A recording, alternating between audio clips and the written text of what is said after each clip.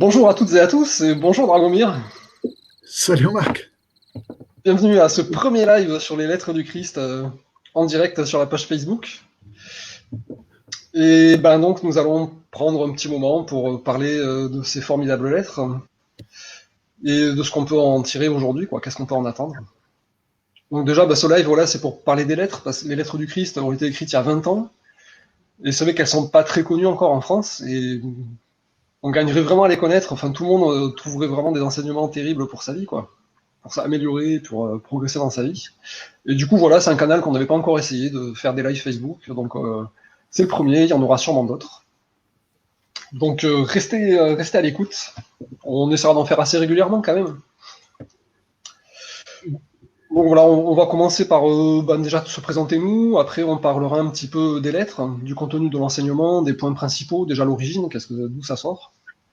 Et ensuite, on fera un petit peu le lien avec la situation actuelle. Donc n'hésitez pas à commenter, à nous faire part de vos remarques ou de vos suggestions en commentaire. Et du coup, voilà, on pourra comme ça discuter un peu à la fin. Si vous avez des questions ou des remarques, on pourra un peu plus en débattre à la fin du live, quoi. Dans 1 heure à peu près. Bon voilà, je vais commencer par me présenter. Donc moi, je m'appelle Marc, j'habite à Montpellier, je suis né à Montpellier même, j'ai 44 ans. J'ai exercé le métier d'ingénieur en informatique pendant 10 ans et maintenant je suis magnétiseur depuis 10 ans. J'ai découvert les lettres en 2012.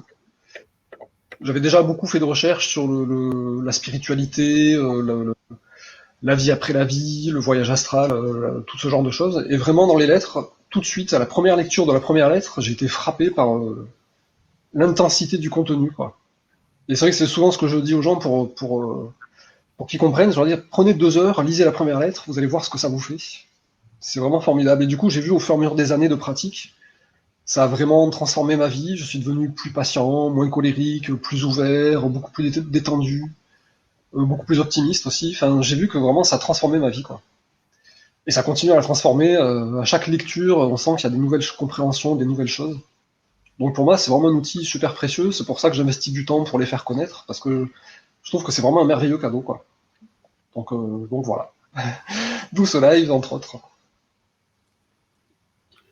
Donc voilà, à toi, Dragomir, présente-toi Oui, donc.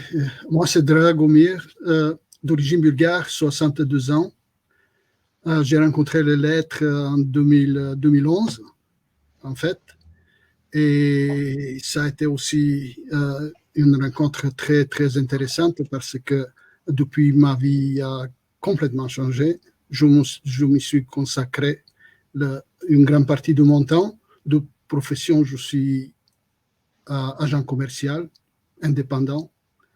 Je fais beaucoup de voyages entre la Bulgarie et la France quand ça pouvait se faire il y a quelque temps.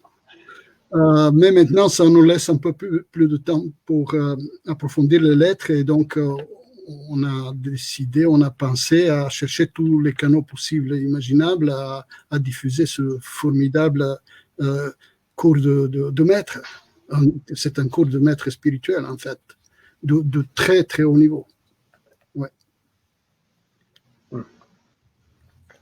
D'où l'intérêt de le partager, parce que quand on voit que c'est effectif, on se dit, bon, ça vaut le coup de pas les garder sous le boisseau, comme on dit dans la Bible.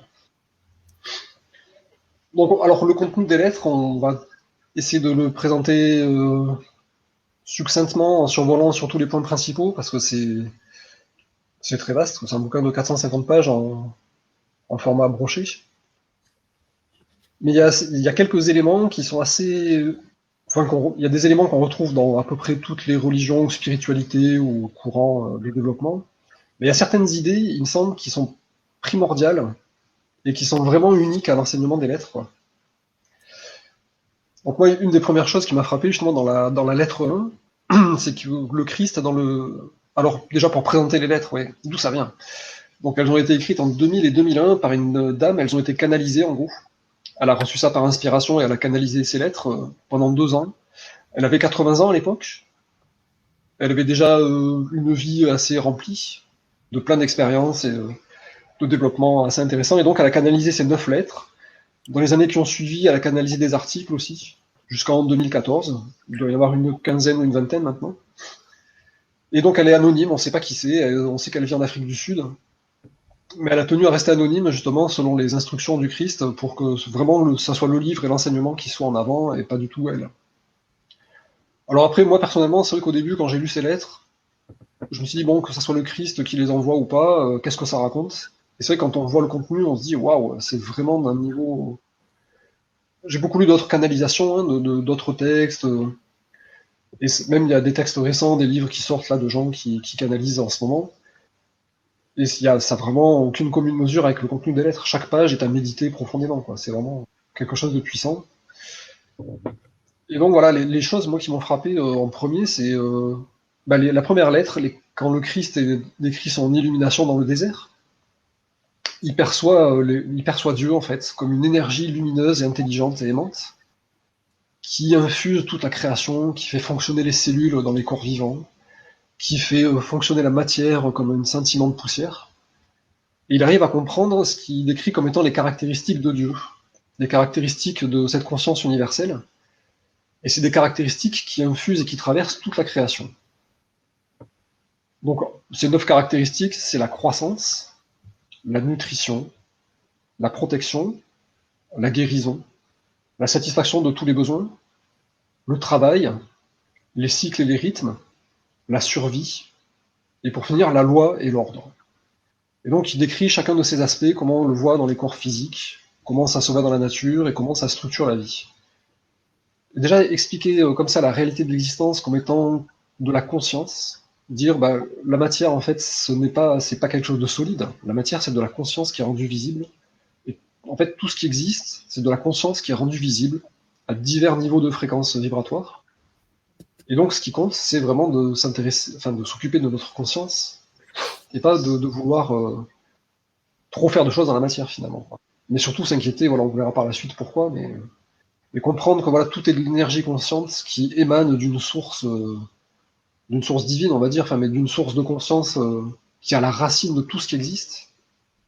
C'était ce qu'a perçu le Christ dans le désert, et c'est ce qui lui a permis ensuite d'enseigner aux gens ce qu'il fallait faire pour être heureux, comment vivre correctement en accord avec les lois de l'existence, au lieu de croire à l'époque aux lois des rabbins juifs qui enfermaient les gens dans des coutumes et des rites et des obligations qui n'avaient pas vraiment beaucoup de sens pour l'existence. Et ça, il parle à longueur de page dans le livre de la réalité de l'existence. Et cette réalité de l'existence, c'est ça, c'est une phrase qui le décrit bien, c'est l'esprit Dieu est le créateur aussi bien que la substance de toute chose dans la création elle-même. Toute création est conscience rendue visible émanant d'une source unique, la conscience divine. Et ça, c'est quand même un premier point vraiment important. Après, il décrit dans la lettre 5 qui est un peu ardue, mais elle décrit en termes un peu scientifiques la création, du niveau de Dieu jusqu'au niveau matériel, en gros. Et donc, il explique qu'il y a 2 grandes impulsions créatrices, la connaissance et la conscience, la volonté, le but, l'amour et l'intelligence, qui se déclinent dans tous les niveaux vibratoires et qui se manifestent comme de l'électromagnétisme dans le monde physique, de l'électricité, le mouvement et l'électricité, et le magnétisme, l'attraction-rejet. Donc ça rejoint les conceptions taoïstes du yin et du yang, les 2 facettes masculin et féminin, voilà, amour et intelligence. Et donc il explique que ce sont ces impulsions qui créent la réalité et qui se déclinent dans notre conscience comme des pensées et des émotions. Et donc, si vous voulez, on est traversé par des influx d'amour et d'intelligence divine, et c'est ça qui fait fonctionner le système, c'est ça qui fait pousser les plantes, qui fait que les cellules se divisent correctement, que les molécules s'agencent bien à chaque division cellulaire et à chaque réaction chimique. C'est que les molécules sont vivantes, il décrit ça bien dans la lettre 5, il explique pourquoi les molécules sont vivantes, les parois cellulaires sont vivantes, et toute l'énergie qui existe est consciente et vivante. C'est la vie en soi, oui. C'est ça. La vie en soi, qui irradie toute la création. Ouais. Si tu veux rajouter quelque chose. On peut dire aussi, juste je reviens sur dire quelques mots sur la porte-parole. L'important, c'est de savoir aussi qu'elle a été choisie bien avant sa naissance et plus encore, sa vie était assez tumultueuse, mais elle a été préparée longuement préparé pendant 40 ans pour vraiment pouvoir recevoir cette canalisation sans que son filtre personnel déforme le message. Oui, c'est très important.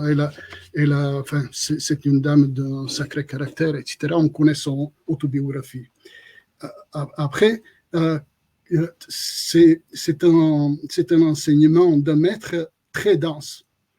Je le vois extrêmement dense parce que chaque page, chaque phrase est tellement pleine de divers niveaux de sens que ça fait quoi? Ça fait 10 ans que j'ai ce livre devant moi et je découvre et ça ne s'arrête pas. Ça s'arrête pas. Alors, quand tu dis Marc, il commence à expliquer le macro niveau, la création, le Big Bang, la création du monde, de l'univers et divers niveaux. On peut dire que la conscience universelle, ce sont les impulsions en équilibre et en retenue mutuelle.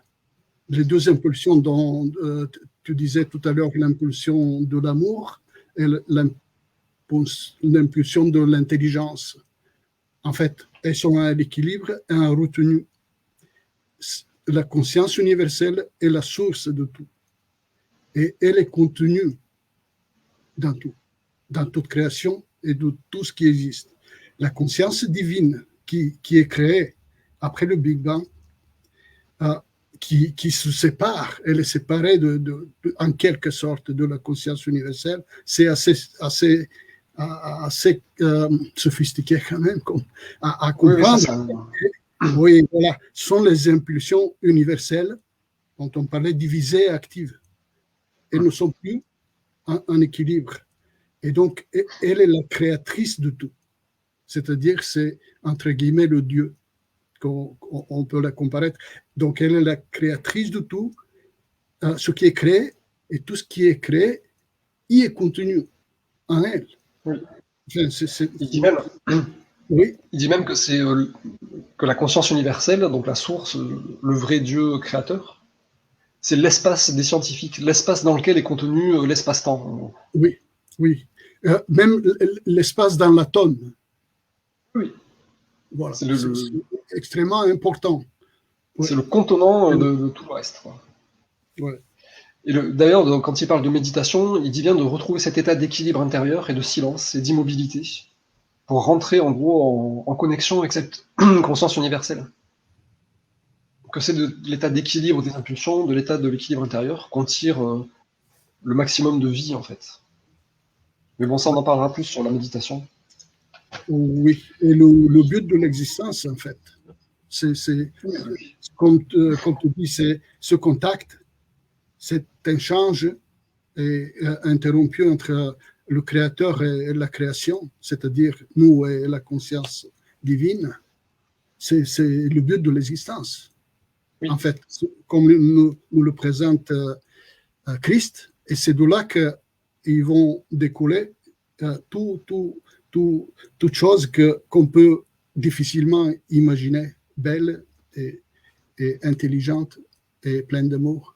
Une vie complètement différente. Oui. Où nous mène Christ, en fait. Ouais. Moi, c'est ça qui m'a aussi frappé l'enseignement, c'est qu'il nous dit vraiment qu'on peut vivre une vie merveilleuse. En étant en bonne santé, en étant heureux dans nos relations humaines, en ayant des projets qui réussissent, en contribuant vraiment au bien-être global de la planète, de chaque être vivant. Et le but, c'est d'atteindre son état, c'est-à-dire son état de conscience christique, où on a compris, on a perçu et on manifeste cette vérité de l'existence, c'est-à-dire que tout est de la conscience. Oui. Et juste en ayant suffisamment purifié et travaillé notre conscience, on peut donc faire entre guillemets des miracles, c'est-à-dire guérir des gens, créer de la nourriture. Après ça, c'est pas un but en soi, mais la possibilité de se dire on peut transformer notre vie en transformant notre conscience. Et c'est ce truc-là qui compte. C'est pas matériel, c'est vraiment la transformation de nos croyances, de nos habitudes, de nos réactions, pour atteindre cet état merveilleux de vie plus abondante. Moi, je trouve ça très enthousiasmant. Je me dis waouh, c'est pas juste se sentir en paix avec le monde, ou c'est pas juste surmonter ses propres difficultés, c'est avoir une vie qui soit idéale, quoi, presque. Christ nous décrit le savoir non seulement de ce qui est macro niveau et la création, mais en même temps, il travaille, il nous explique comment nous fonctionnons, nous. Parce que le changement et tout ce qui suit se passera à l'intérieur de nous et pas ailleurs. Donc, il commence à parler un petit peu de fait qu'on est on fonctionne en tant qu'âme, psyché et ego terrestre. Ah oui. Ce triangle-là, si on n'arrive pas à comprendre ce triangle-là, le fonctionnement, l'interconnexion, l'interdépendance et le rôle de ces trois facteurs, de ces trois voilà, qui font notre être. Nous ne serons jamais en harmonie et nous ne pouvons pas avancer. Ouais. Oui, puis c'est là que l'enseignement est tellement fort qu'il dissèque carrément, il nous explique très, très profondément tout ce qui se passe en nous. Oui. On commence à comprendre comment on fonctionne vraiment. Qu'est-ce qui motive chaque de nos idées, de nos pensées, de nos actions, de nos émotions. Tout est motivé par quelque chose et avec ces trois psyché et ego, on arrive à comprendre en quel moment, qu'est-ce qui domine, le pourquoi. Et donc, c'est la base à partir de laquelle ce connaissance-là, ce savoir est la base pour commencer à changer. On ne peut pas changer sans posséder ce savoir. Et donc, pour le décrire, on pourrait dire que l'âme, en fait, c'est un morceau de cette conscience divine. C'est un morceau qui est extrait de Dieu, qui existe individuellement, et qui est encapsulé dans une capsule électromagnétique d'attraction-rejet, qui est l'ego. Il attire pour ce qui est bon pour l'individu et il rejette ce qui est nocif pour l'individu. Et cet ego, dans la matière, malheureusement, on l'a laissé dominer notre conscience, notre psyché. Donc d'un côté, il y a l'âme, qui est dans la dimension divine, qui nous inspire toutes les choses les plus hautes, ce qu'on sait être juste, ce qu'on sait être bon pour soi et pour les autres. De l'autre côté, il y a l'ego, qui est vraiment dans la matière, qui lui, par contre, veut notre bien-être aussi, veut notre nutrition, notre protection, notre guérison, mais au niveau matériel et de façon juste individuelle. Il est limité dans le matériel. Oui. Et entre les deux, il y a la psyché. Et la psyché, c'est notre conscience, comment dire, notre conscience qui a son libre arbitre. Et qui a ces deux influences. D'un côté, l'âme, on n'en est pas toujours conscient. Et de l'autre côté, l'ego, souvent, nous domine complètement et on n'est pas conscient d'autre chose que notre ego, en règle générale, si on n'a pas travaillé sur soi, en fait. Et donc, la proposition des lettres qui est formidable, c'est de dire, comme tout est de la conscience, si vous laissez les pensées de l'ego vous dominer, c'est-à-dire vous allez être dans la colère, dans la compétitivité, dans la peur, à cause de ces pensées, ces émotions de l'ego, on se coupe de l'influx divin, de l'influx de notre âme. Et du coup, ça nous rend malades, en gros. Ça nous crée des échecs, ça nous crée des problèmes, ça crée même des guerres, et ça crée des tornades, et ça influence notre environnement. Et donc, pour sortir de notre misère, en gros, c'est pas trop la peine d'aller chercher à corriger des choses dans la matière, avec notre ego, mais c'est la peine de purifier notre conscience par la prière et la méditation, d'aspirer suffisamment de conscience divine dans notre psyché, pour que l'ego lâche un peu de son emprise et finalement qu'on arrive à la mort de l'ego, à surmonter totalement l'ego, quoi. Ouais. Et cette démarche, c'est vrai qu'elle est puissante parce qu'on se dit c'est vraiment la conséquence du fait que tout est de la conscience. Il faut qu'on surmonte notre propre conscience de l'ego pour laisser la conscience de l'âme prendre le dessus finalement. La conscience d'amour qui veut le bien de tous. Oui. En même temps, on a besoin de l'ego.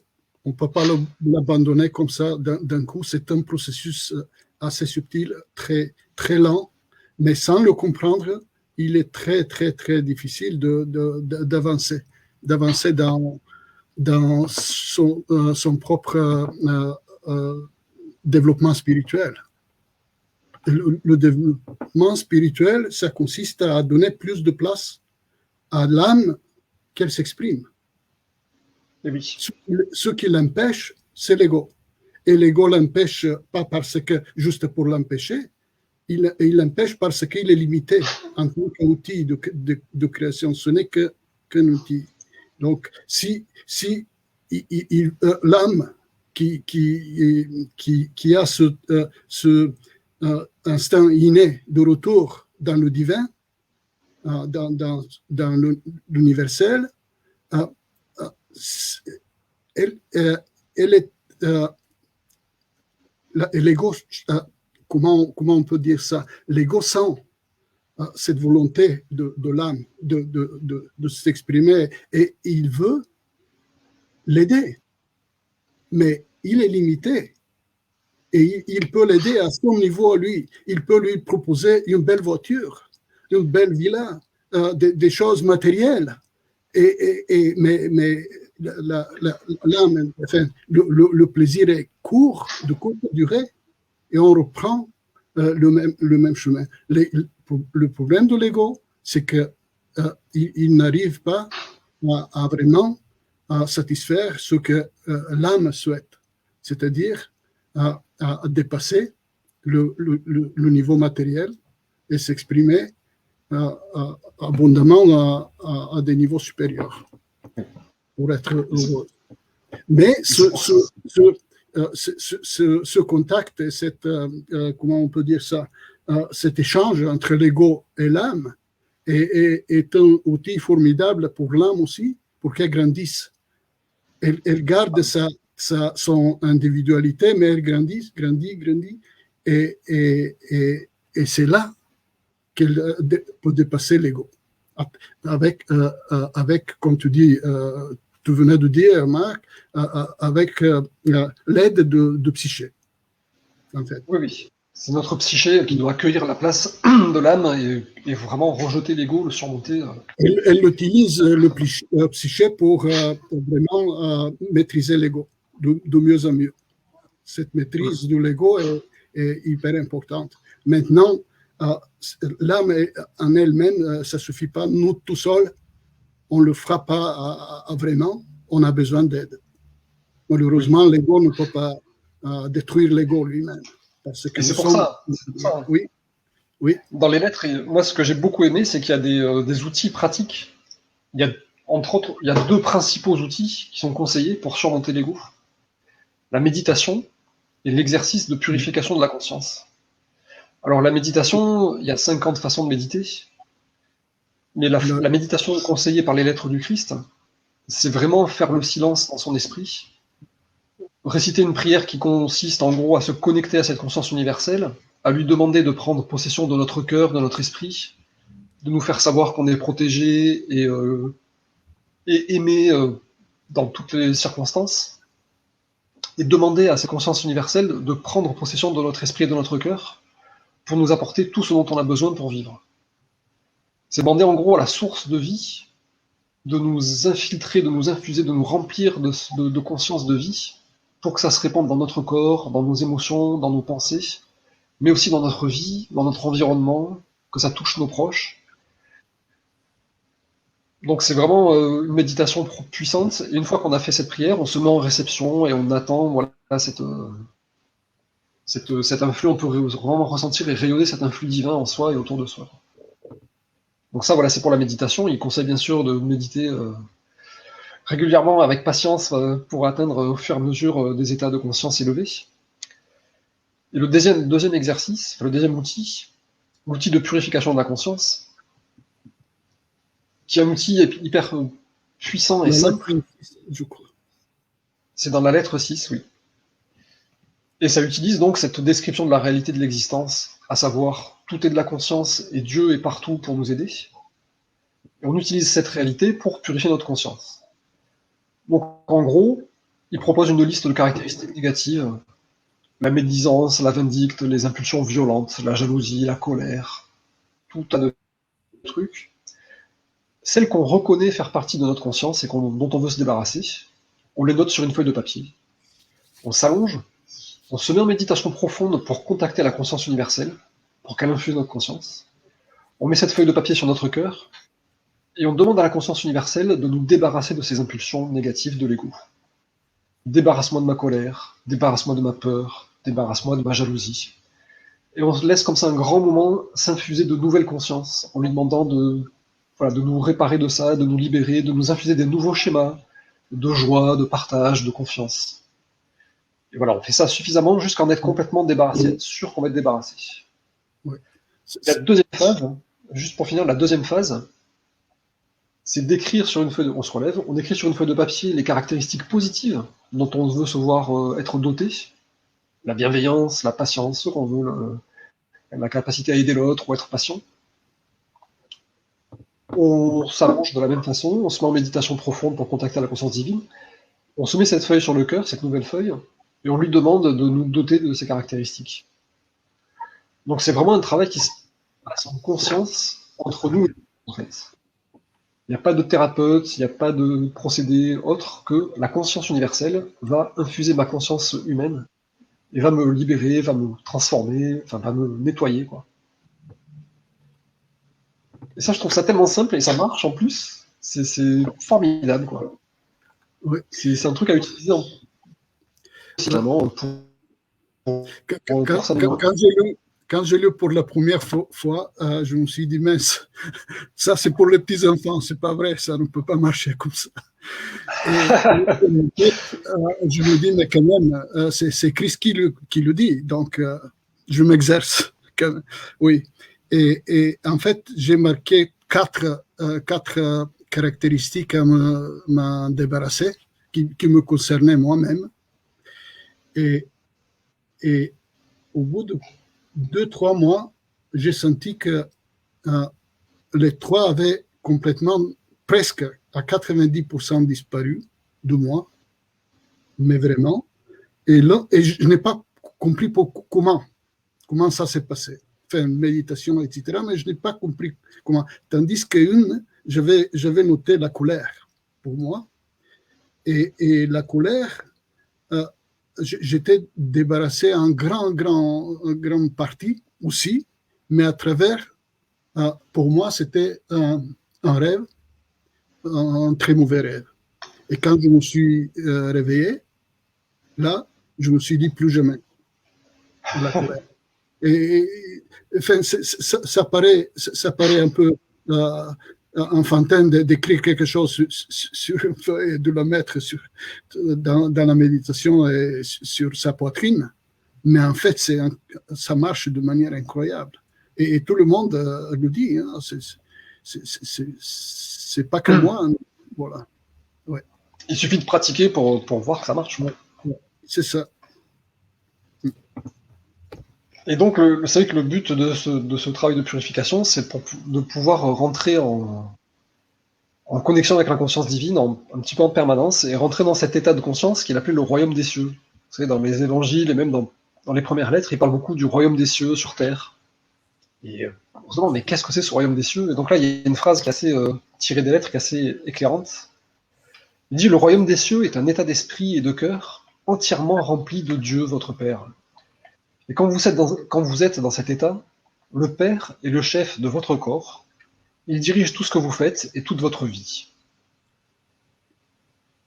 Donc c'est quand même assez inspirant de se dire qu'on peut atteindre un état de conscience qui est inspiré par la même conscience qui a conçu le corps humain, les planètes, qui fait tourner le système solaire et la galaxie. Cette même énergie de conscience, je peux lui demander de diriger ma vie et de m'apporter tout ce dont j'ai besoin. C'est quand même... C'est extrêmement touchant, enfin, ça rend très humble, quoi, de se dire on peut arriver à ça, quoi. Oui. Mais il y a une légère différence. Il y a les religions aussi, les chrétiens aussi, le New Age, etc., qui prennent cet état de nouvelle ère, de l'ère d'amour et de paix, etc. La différence avec les lettres, c'est que bon, le but est le même, mais le chemin pour arriver est très différent. Les lettres, Christ nous met devant nos responsabilités personnelles. C'est-à-dire qu'ils ne viendront pas des êtres, des anges, des archanges, enfin des des capitaines des flottilles cosmiques pour nous libérer, en quelque sorte, et nous amener dans cet état de terrestre d'amour et de paix, dans cette ère d'amour et de paix. La responsabilité est personnelle à chacun. Ce qu'il fait, lui, ce qui fait de manière magistrale, c'est de nous expliquer le pourquoi et le comment de manière très, très profonde. C'est-à-dire, il nous donne un outil, ce cours d'un maître spirituel pour nous aider, pour nous montrer comment faire. Mais comment faire nous-mêmes, nous. La responsabilité reste à nous. Donc, l'avenir de la Terre est un phénomène. Ça peut être très banal, mais absolu. Mais absolu. C'est très différent des enseignements qui nous disent il faut être toujours gentil, toujours être positif, et tout va venir parce qu'on est gentil. Ça ressemble beaucoup à ça, mais c'est pas ça en fait. C'est vrai que c'est de demander au Créateur, et c'est de demander à surmonter nos travers, notre ego. Pas faire semblant qu'on est content, pas faire semblant qu'on est joyeux. C'est se dire, je regarde mes travers en face et j'en veux plus. Oui, il décrit extrêmement. Pas après pas, comment faire? Non seulement déclarer, ça dépend de vous, mais il nous prend par la main et il nous amène pas après pas. C'est incroyable, c'est extrêmement dense et profonde comme pratique. Oui. Et ce qui est intéressant, c'est qu'il décrit très très bien la façon dont notre conscience influence notre corps physique, les processus physico-chimiques de notre corps, mais influence aussi notre environnement et nos proches. Et du coup, notre état de conscience, c'est ce qui influence notre vie et l'environnement. Si on est plein de colère, mais qu'on reste poli et qu'on dit rien, ça va quand même générer des problèmes. Et du coup, c'est ce truc-là qui est fondamentalement nouveau quelque part. C'est pas il faut rester poli et dire des choses d'une certaine façon et pas d'une autre. C'est se dire il faut vraiment que je sois baigné dans cette confiance et dans cet amour, qu'on est tous frères, qu'on partage tous la même origine à la racine de notre être. Et donc il y a un petit passage aussi qui décrit bien comment dire la recette du bonheur en toute situation et qui illustre bien ce truc-là. C'est votre état de conscience qui compte. C'est pas vos gestes, c'est pas vos actes. C'est vraiment l'état de conscience et l'impulsion de conscience que vous avez derrière, l'intention. Quoi. Oui. Dans ce passage, il dit d'abord, faites à autrui ce que vous aimeriez que l'on vous fasse. Votre esprit et votre cœur seront alors contents et en paix, et le Père pourra accomplir son travail d'amour dans votre corps, votre esprit et votre cœur. C'est-à-dire, d'abord, faites à autrui ce que vous aimeriez que l'on vous fasse. C'est-à-dire, on sait tous, on a tous cette âme qui nous influence, on sait tous ce qui est bon et ce qui est juste. On a tous l'intuition et le ressenti un peu léger mais profond de ça, on sait tous ce qui est bon. Faites à autrui ce que vous aimeriez qu'on vous fasse. Parce que si vous ne le faites pas, si vous ne donnez pas l'argent aux mendiants alors que vous avez envie de le faire, mais vous dites ouais mais non je sais pas trop, je ne le fais pas, il y a une espèce de conflit en vous. Vous vouliez le faire et en fait vous vouliez pas le faire en même temps, il y a une autre partie de vous qui ne vouliez pas, du coup il y a un conflit en vous et vous êtes un peu divisé. De la même façon, si vous vous forcez à faire quelque chose pour faire plaisir, mais qu'intimement vous n'avez pas envie de le faire, ben vous êtes encore divisé et en conflit. C'est-à-dire, restez en paix. Faites ce qui vous paraît juste et bon. Dans un cas, surmontez votre ego qui n'a pas envie de le faire et qui a peur et qui est dans la retenue, et faites ce qui est juste. Et dans l'autre cas, soyez suffisamment lucide et honnête pour dire que non, vous n'avez pas envie de le faire, ça ne correspond pas à quelque chose de juste pour vous, et donc il faut dire non. Il faut avoir le courage de dire non. Et donc voilà, en étant dans notre esprit et notre cœur en paix, ça permet à la conscience divine de faire son travail d'amour dans notre vie, dans notre corps. Donc c'est ça qui est terrible. Il y a une autre phrase aussi qui est très lourde de conséquences. Il dit « Ne faites rien d'un cœur lourd, sinon c'est un cœur lourd que vous continuerez à avoir. » Ne faites rien d'un cœur lourd, sinon c'est un cœur lourd que vous continuerez à avoir. C'est-à-dire, on ne peut pas tricher, on ne peut pas faire semblant et faire un sourire de façade pour faire plaisir aux autres. C'est vraiment dans ce qu'on rayonne énergétiquement, avec notre pensée, nos pensées, nos émotions, c'est ça qui compte en fait. Donc on peut pas faire semblant. Oui, On n'a vraiment pas le choix. Il faut qu'on s'efforce d'être toujours heureux, joyeux, aimant à chaque instant, quoi. oui.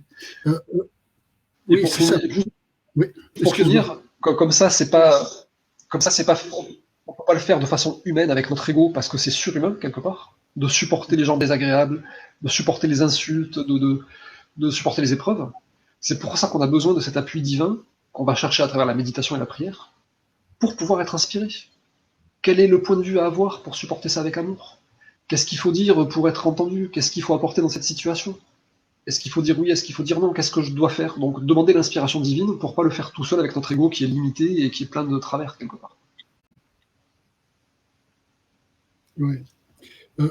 Je me disais, quand tu disais, Marc, je reprends de là, il suffit il suffit pas, mais on nous apprend facilement à être gentil, à se comporter d'une ou telle manière dans la société, ce qui est très bien en soi, mais c'est largement insuffisant. De fait que, en fait, euh, Christ est venu nous expliquer que nos pensées sont créatrices. C'est-à-dire, si on a la colère à l'intérieur, les mots gentils ne changent rien. Alors, il nous apprend à maîtriser ses pensées. Et à travers ses pensées, ses paroles, ses émotions et ses actes. Sans cela, il n'y a pas de changement possible. Plus encore, sans cela, on serait toujours soumis victime de toutes les maladies. Et c'est comment dirais-je, nos pensées négatives créées sont le terroir de toute maladie. Et en plus, on les émane autour de nous, sur les autres. Donc, c'est ça qu'il est, comment dirais-je, parfaitement expliqué pour le Oui. Christ. Comment maîtriser ça?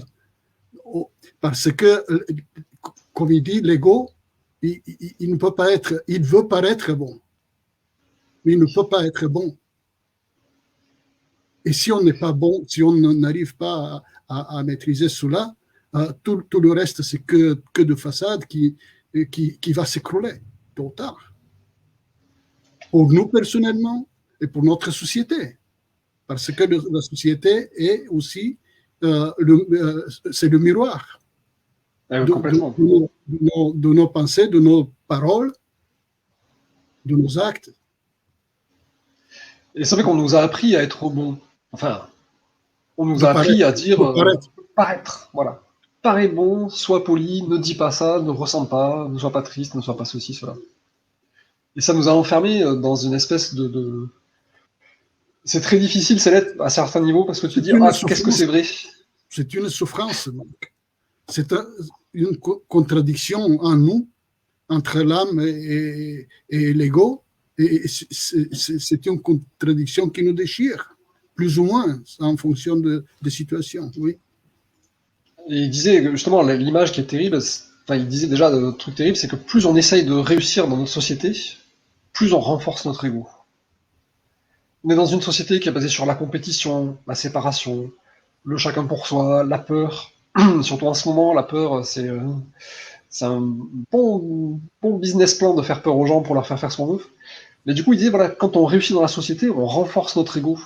On renforce nos impulsions d'attraction-rejet qui veulent tout pour soi et rien pour les autres, et qui rejettent sans ménagement les choses négatives. Et il y a cette image aussi dans la lettre 1, toujours la lettre 1, elle est vraiment formidable. Quand il a cette illumination dans le désert, qu'il voit ce Dieu si magnifique de bienveillance qui pourvoit à tous les besoins des créatures, et il demande mais pourquoi l'homme alors souffre-t-il? Pourquoi est-il malade? Pourquoi il se bat? Et donc on lui montre cette image d'un bébé qui arrive sur Terre très lumineux, et au fur et à mesure qu'il grandit, il s'entoure de chaînes et de cordes. Et à la fin, ces chaînes et ces cordes sont tellement nombreux, tellement présents, qu'ils ont complètement étouffé la lumière qu'il y avait au départ dans ce petit bébé. Et il explique que ces chaînes et ces cordes, ce sont les réponses automatiques de l'ego à la vie. Et donc, c'est les réponses inculquées aussi. Ne fais pas ceci, fais cela, sois courageux, tatati tatata. Au lieu de se laisser inspirer par Dieu, en gros, et de rire des choses qui nous sont désagréables, d'être toujours bienveillant avec les autres, de pardonner en permanence, d'avoir toujours de l'espoir et de la foi, quelles que soient les situations. On devrait nous enseigner ça, mais malheureusement, on nous enseigne à taper plus fort sur l'autre qui nous a tapé, à crier plus fort, à vouloir nous battre plus fort. Et donc on fait complètement fausse route. Et là, c'est vrai qu'on est arrivé à une situation actuelle de civilisation où on est au bout de ce truc-là, quelque part. Oui. C'est le travail, il est très bien décrit, ça c'est quelque chose qu'on en parle très peu, sinon pas du tout, les modèles et les schémas de pensée qui sont induits en nous pendant notre enfance, et on serait obligé maintenant, pour continuer, pour survivre même, de les rechercher, de les retrouver et de les remplacer. Et c'est un travail extrêmement, un travail impossible sans avoir un guide. Donc les lettres nous présentent ça.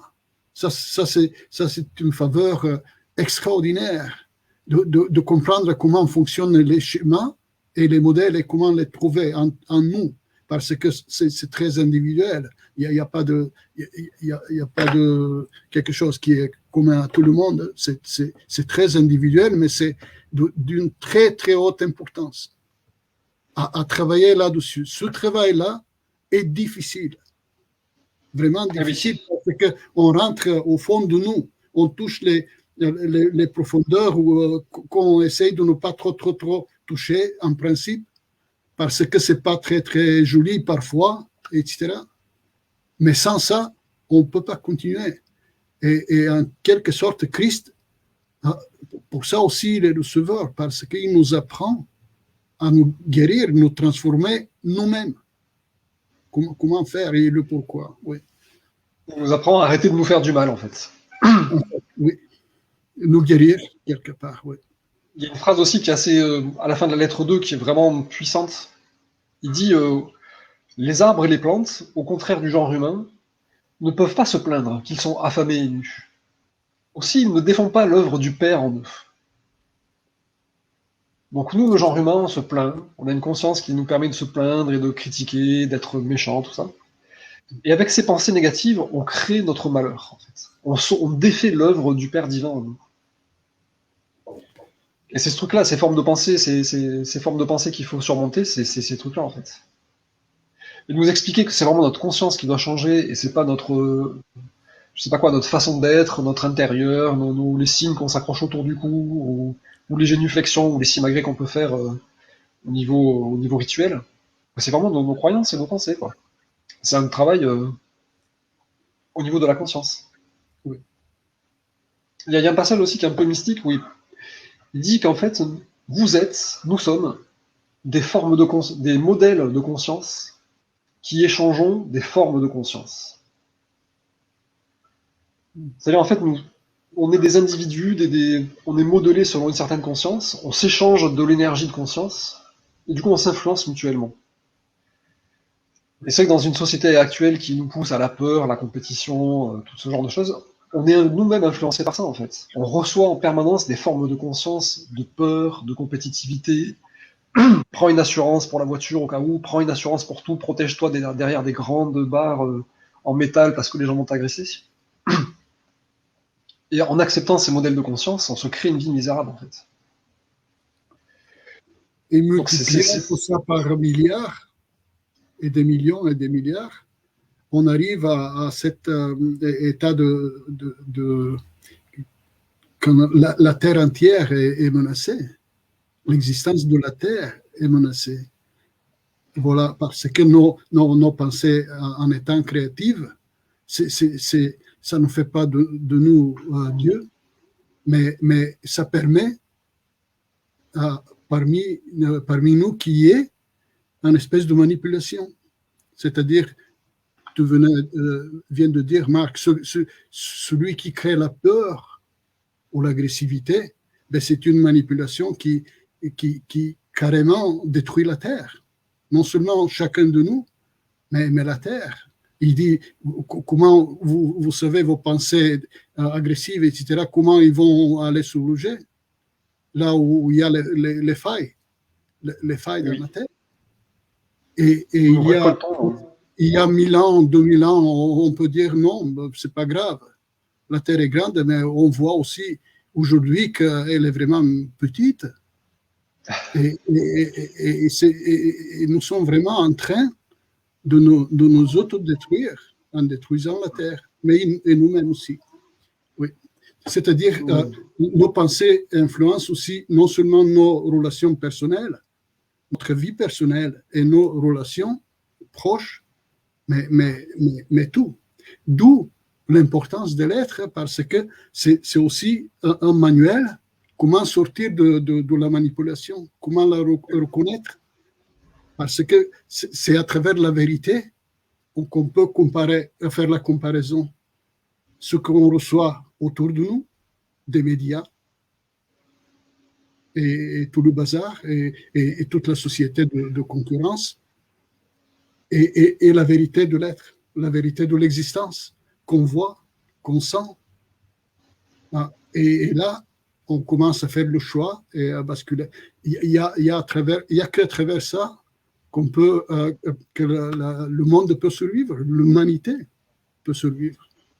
Sans cette vérité, l'humanité ne survivra pas. C'est évident. C'est vrai qu'il y a plusieurs passages enfin deux ou trois passages, je crois, qui sont un petit peu déprimants parce qu'ils disent textuellement ça, c'est que par l'évolution spirituelle qu'on pourra survivre à l'autodestruction de notre planète, quoi. Enfin, de notre civilisation. La planète, tout va bien pour la planète, mais c'est notre civilisation qui est en train de s'autodétruire, quoi. Ouais. Et ce truc-là, c'est vrai que ça peut paraître un peu difficile, mais c'est quand même de plus en plus réaliste. Là, on voit ce qui se passe on est arrivé au bout, en fait. Tous les indicateurs sont dans le rouge, la biodiversité est dans le rouge, on a atteint le pic pétrolier, on va atteindre le pic de toutes les ressources dans 15 ans. Il y a de plus en plus de gens qui sont malades et qui se suicident. Enfin, rien ne va bien, quoi. Et on voit que c'est pas une question de politique. C'est pas faire faire plus d'écologie ou je sais pas quoi, faire plus de voitures électriques à la place de ceci. C'est vraiment le fonctionnement profond, c'est-à-dire la mentalité et les formes de conscience qui se manifestent à travers nos industries et nos biens de consommation. C'est ce truc-là totalement qu'il faut changer. Et donc ça peut pas être réformé par des décisions. C'est un changement de conscience global, quoi. Oui, qui passe à travers cette connaissance que nous apporte Christ, parce que, en fait, la plupart de ces faits ont lieu à cause de l'ignorance de la vérité, des lois de l'existence. C'est pas forcément mal intentionné, en tout cas pas toujours. La plupart d'entre nous fonctionnent comme ça à cause de l'ignorance, exactement de cette vérité qui nous présente Christ.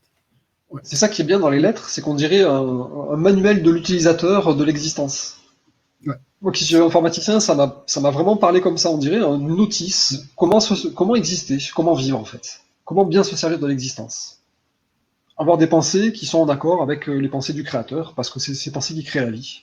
Et dès qu'on a des pensées contraires aux pensées du créateur, des pensées de colère, de peur et tout, ben on détruit la vie, quoi. Doucement, et puis ça s'accumule, et puis ça finit comme ça, quoi. Et c'est vrai que la situation actuelle, c'est l'espèce de sommet de règne de l'ego. Il y a des gens qui militent et qui parlent beaucoup des Illuminati, de la conspiration, de la finance, des cartels pharmaceutiques qui ont corrompu les gouvernements, les francs-maçons, tout ce qu'on veut. C'est vrai, ça existe, hein, mais qu'est-ce qu'on peut y faire? Est-ce qu'on va les mettre en prison? Est-ce qu'on va passer des lois? C'est le règne de l'ego, en fait. Et nous, quelque part, on entretient ce truc-là en acceptant d'avoir peur, en acceptant de vouloir se battre. Il y a un exemple qui est assez connu, c'est le football, par exemple.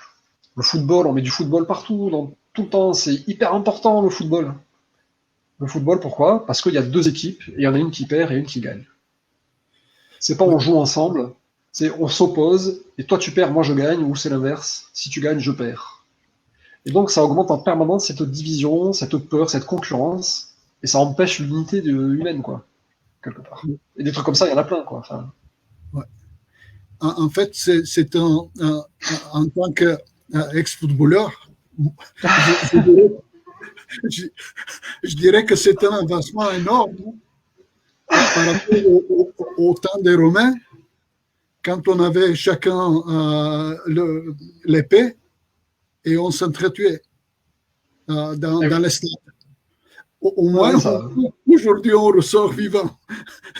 On ressort vivant, mais... Il n'y a pas de mot. Mais c'est vrai que cette idée de gagner, de concurrence, de gagner sur ton prochain, voilà. ça c'est pareil. Si ça finit pas avec la tête coupée, c'est tant mieux. Mais au fond de nous, ça nous fait vivre et voir les autres en tant que problème, en tant que quelque chose à vaincre d'une manière ou d'une autre. La relation au vivant en général. Ça se répercute dans l'économie et dans la vie privée et partout. Ouais. Et là, on voit bien les effets d'une forme de conscience. La forme de conscience de compétition, qui est mise en avant dans le football, mais dans autre chose, oui. Elle est à l'œuvre dans l'économie, dans la famille, dans l'entreprise, partout, quoi.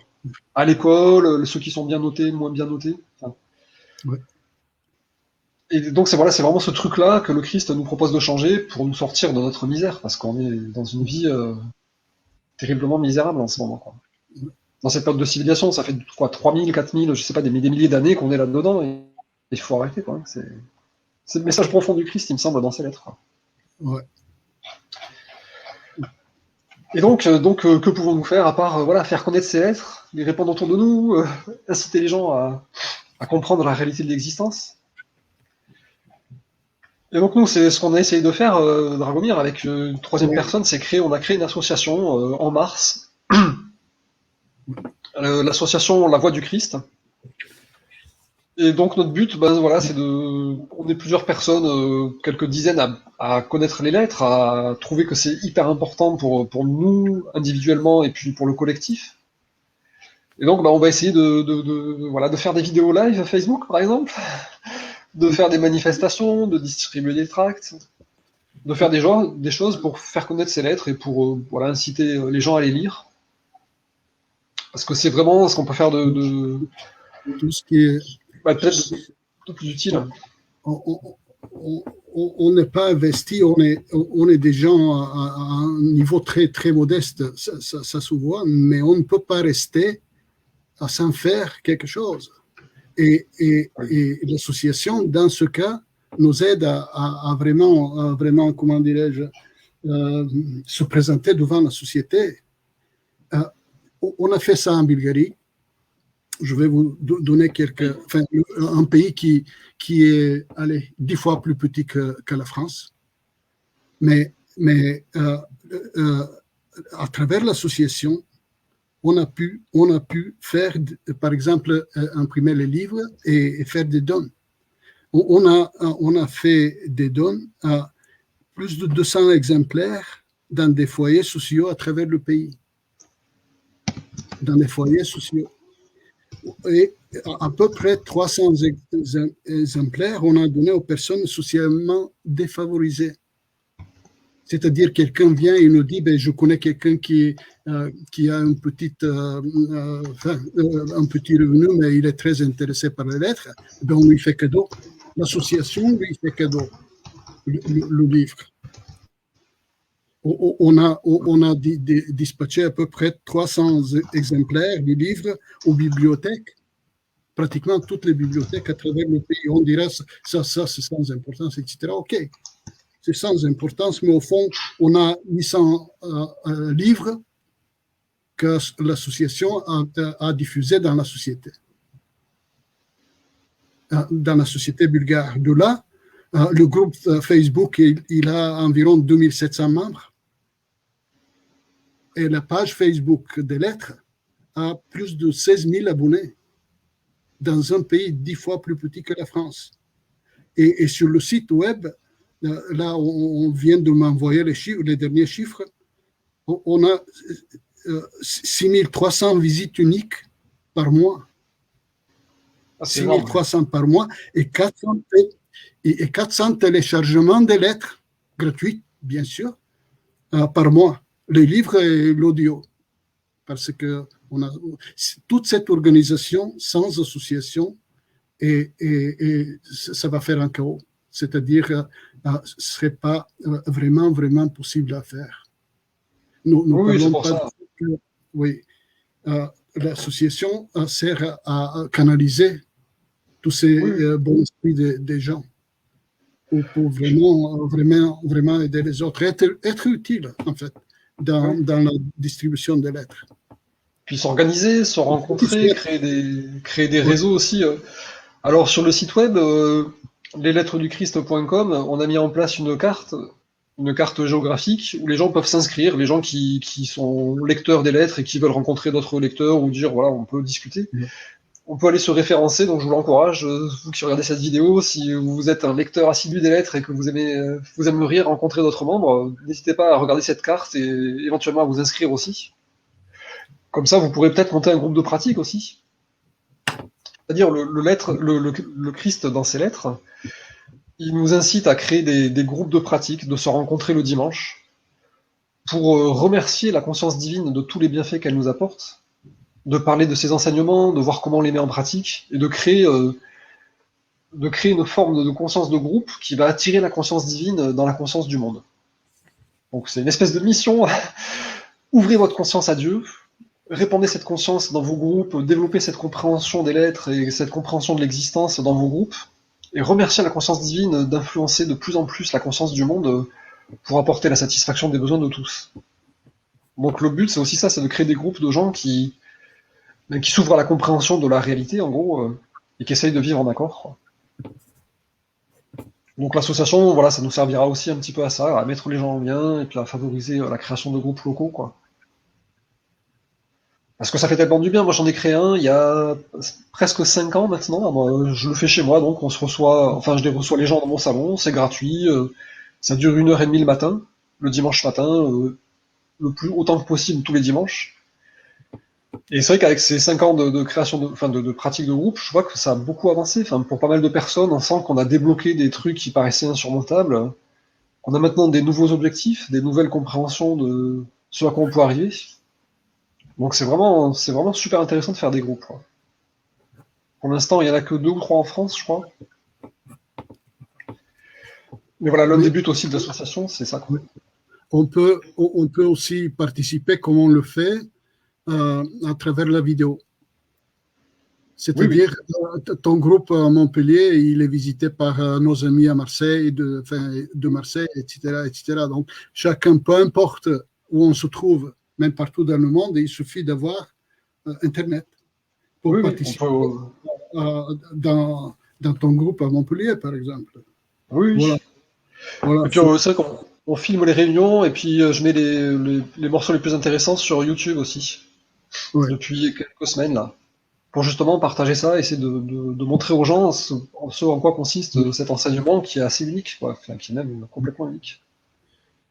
Il, il y a des gens qui croient profondément aussi que il faut pas trop chercher de comprendre, ok?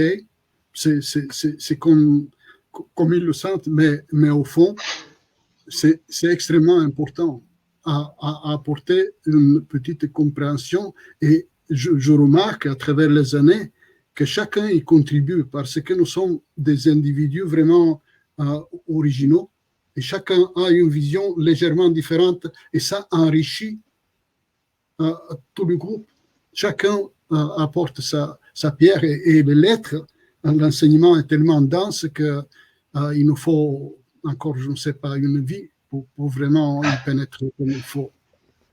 Donc, cette participation est très importante. Sinon, OK, on peut apprendre par cœur, on peut essayer de faire comme ils ont fait ceux qui sont un peu âgés comme moi, ils se souviennent de Mao Zedong avec leur truc qui apprenaient par cœur et on s'arrêtait là. On lisait tout le temps comme ça et on apprenait par cœur. On a vu ce que ça donnait. Les gens n'avaient pas le droit même de réfléchir, de poser des questions, d'essayer de comprendre. C'est ce que bien Christ il dit, je vous parle de manière logique pour ne pas me faire rejeter et je vous parle avec des paroles qui sont compréhensibles. voilà, il cherche notre compréhension. Donc, il essaye de faire travailler notre esprit. Ce que ça passe à travers. Bon, ceux qui ne souhaitent pas, bon, chacun, c'est personnel, rien n'est obligatoire. Heureusement, il n'y a pas d'hierarchie. Donc, il y a ça, voilà. Les lettres de Christ, FR, WW, ça ne se voit pas très bien. Ah oui, c'est parfait, ça se voit très bien. Moi, j'ai fait. Alors, j'avais une question de Evie qui demande quel est le nom de la chaîne YouTube. Alors, je me suis trompé, bien sûr, pour le nom de la chaîne YouTube, c'est La Voix du Christ. Et non pas les lettres du Christ. Oui. Voilà. Donc, bah, écoutez, je ne sais pas si vous voulez qu'on continue un peu à échanger là-dessus, mais c'était important voilà, de faire cette première vidéo pour un peu parler de l'enseignement en général, parler des lettres et pourquoi c'est important aujourd'hui, quoi. C'est qu'on est dans une situation mondiale inquiétante et on voit qu'à tous les niveaux c'est inquiétant, c'est pas au niveau physique, au niveau des lois, au niveau de la réforme que ça va pouvoir changer, c'est vraiment au niveau de la conscience. Et dans la lettre, Christ il dit carrément les derniers jours. Oui. L'article les derniers jours, c'est assez sérieux quand même. Oui, c'est assez sérieux. C'est vrai que c'est un peu inquiétant, mais c'est réaliste. C'est vrai que ça va pas pouvoir continuer 30 ans comme ça, quoi. C'est clair, quoi. Ouais. Voilà, à nous de construire un meilleur futur avec notre conscience, entre autres grâce aux enseignements du Christ et à ses lettres. Bon, on va peut-être clôturer comme ça. Ok. S'il n'y a pas de questions.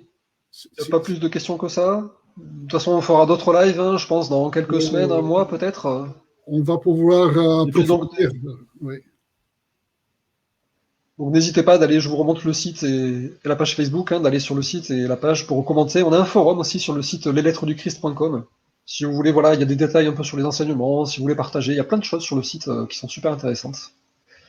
Donc n'hésitez pas pour approfondir, c'est un bon outil aussi. Le forum, c'est génial pour les questions, pour les dialogues, pour échanger, oui, c'est ça. On va commencer à... Bon, très bien. Commencer. Dragomir, merci. Merci à vous tous, à vous toutes d'avoir suivi ce premier live. Il sera donc disponible sur la page, hein, vous pourrez le revoir quand vous voulez. Et puis je vous dis à bientôt alors, dans peut-être un mois, pour un deuxième épisode. Merci Marc. Merci à tout le monde et très bientôt, j'espère. Merci à vous. À bientôt. Merci. Ciao, ciao.